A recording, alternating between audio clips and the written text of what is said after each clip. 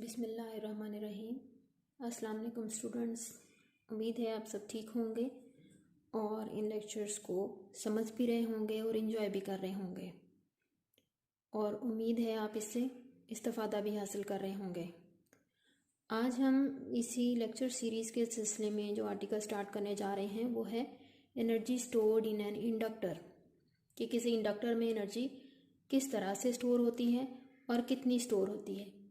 इसके लिए जो सर्किट हम यूज़ कर रहे हैं उसमें हमने एक इंडक्टर को लिया है जिसकी इंडक्टेंस L है, उसको हमने कनेक्ट किया है सीरीज़ में एक बैटरी और एक स्विच के साथ। बैटरी का पोटेंशियल V है और एक स्विच लगाया हमने, और जिसकी वजह से इस सर्किट में जो करंट फ्लो हो रहा है उसकी डायरेक्शन एंटी क्लॉकवाइज है। अब हम एनालाइज करते हैं कि बैटरी इंडक्टर में करंट को फ्लो करने के लिए कितना वर्क डन कर रही है। तो इसके लिए हमने एक इक्वेशन राइट की है। उस इक्वेशन के अकॉर्डिंग जो बैटरी का पोटेंशियल है वो चार्जेस पर वर्क डन के इक्वल आ रहा है। तो बैटरी जो है चार्जेस पर कितना वर्क डन कर रही है बेसिकली। अब हम अगर पिछले कॉन्सेप्ट को रिवाइज करें तो हमने पढ़ा था कि जैसे ही किसी सर्किट में से करंट फ्लो होना शुरू हो जाता है तो उस सर्किट के अपने अंदर ही एक EMF इंड्यूस होना भी शुरू हो जाती है, और उस इंड्यूस्ड EMF को हम बैक EMF के नाम से जानते हैं। उस बैक EMF को सेल्फ इंड्यूस्ड EMF भी कहा जाता है या बैक EMF भी कहा जाता है। तो यही कुछ इस सर्किट के साथ भी होगा। जैसे ही सर्किट में से करंट फ्लो होना शुरू होगा इस सर्किट के अंदर भी एक बैक EMF इंड्यूस होना शुरू हो जाएगी। उस बैक EMF का नतीजा क्या होगा?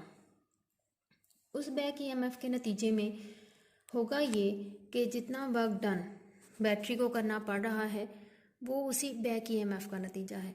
यानी बैटरी को बेसिकली उस बैक EMF के इफ़ेक्ट को कवर करने के लिए कुछ अपनी एनर्जी यूटिलाइज करनी पड़ती है सर्किट में से चार्जेस को मूव कराने के लिए।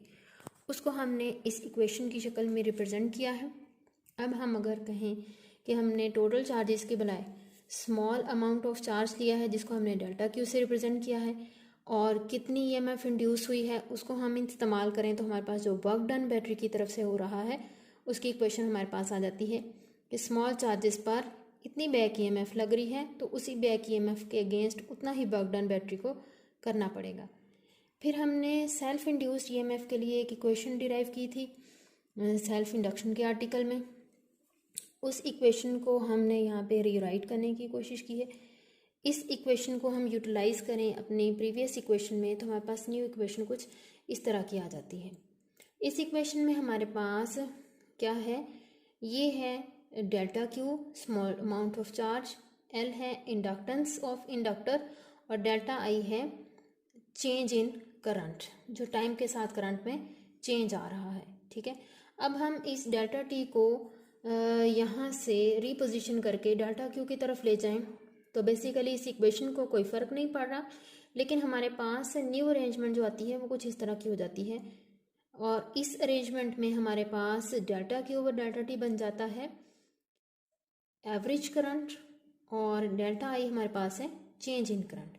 अब ये इन दोनों की क्या वैल्यूज़ हैं इस सिचुएशन में, इस इंडक्टर में, इनको हम पहले कैलकुलेट करते हैं।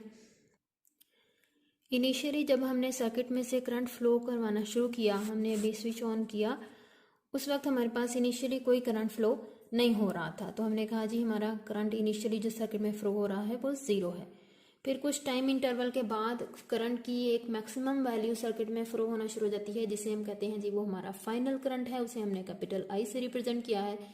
तो इस सर्किट में हमारे पास चेंज इन करंट हो जाएगा final current minus initial current, और उसका मैक्सिमम मैग्नीट्यूड जो हमारे पास आ रहा है उसको हमने कैपिटल I से रिप्रेजेंट किया है। फिर हम ले रहे हैं एवरेज करंट। एवरेज करंट के लिए हमने क्या किया है, इनिशियल वैल्यू को और करंट की फाइनल वैल्यू को ऐड करके 2 पे डिवाइड किया है, क्योंकि हम दो वैल्यूज़ का एवरेज ले रहे हैं इनिशियल और फाइनल वैल्यू का। तो हमारे पास एवरेज वैल्यू ऑफ करंट आ जाती है हाफ ऑफ I। ये दोनों वैल्यूज़ जो हैं चेंज इन करंट और एवरेज करंट, इन दोनों वैल्यूज़ को हम अपनी प्रीवियसली डिराइव्ड इक्वेशन में अगर यूटिलाइज करें तो उस इक्वेशन की शक्ल कुछ इस तरह की हो जाती है। इसमें हमने क्या किया है, इसमें हमने वो जो डिराइव की थी दोनों इक्वेशंस उनको पुट किया, तो ये हमारे पास एवरेज करंट की वैल्यू आ गई हाफ ऑफ I और चेंज इन करंट की वैल्यू आ गई डेल्टा I। इनको हमने जब समराइज़ किया तो हमारे पास इक्वेशन आ जाती है half of L I square. ये क्या है? ये वो एनर्जी है जो इस इंडक्टर के अंदर स्टोर हो रही है।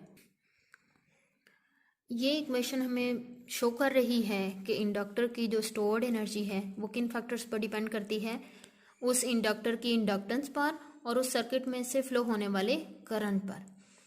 ये इक्वेशन जो है इसमें कहीं भी स्पेसिफिक फॉर्म ऑफ एनर्जी का कोई सिंबल नहीं आ रहा है।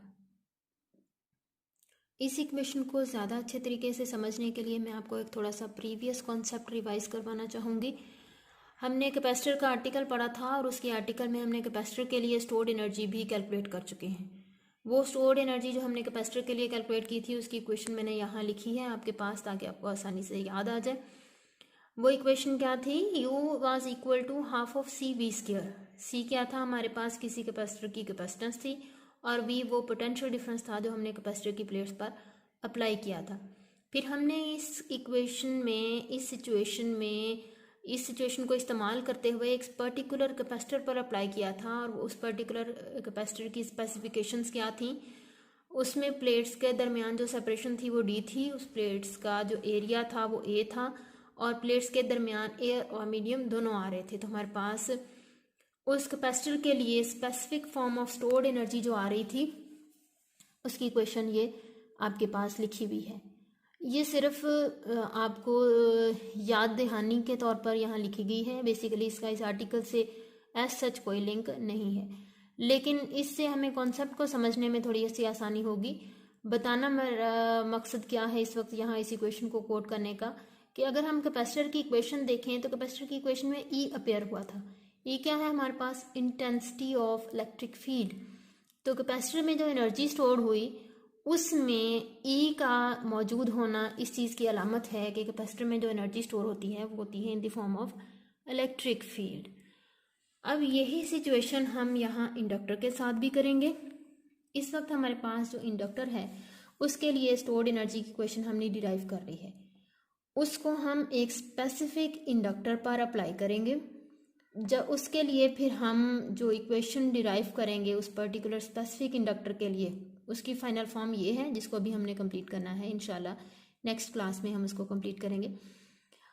इस नेक्स्ट क्लास के रिजल्ट को यहाँ कोट करने का मकसद क्या है, मैं आपकी तवज्जो इस पॉइंट की तरफ लाना चाह रही हूँ कि इंडक्टर में जो एनर्जी स्टोर होती है उसके लिए मैंने यहाँ पे डमी इंडेक्स M यूज़ किया है। उसका मकसद क्या है? उसका मकसद था कि इंडक्टर में जो एनर्जी स्टोर होती है वो होती है in the form of magnetic field. इस इक्वेशन में यहाँ कहीं मैग्नेटिक फील्ड का इफेक्ट नज़र नहीं आ रहा, तो हम इस इक्वेशन को जब डिराइव करेंगे तो हमको बहुत आसानी से समझ आ जाएगी।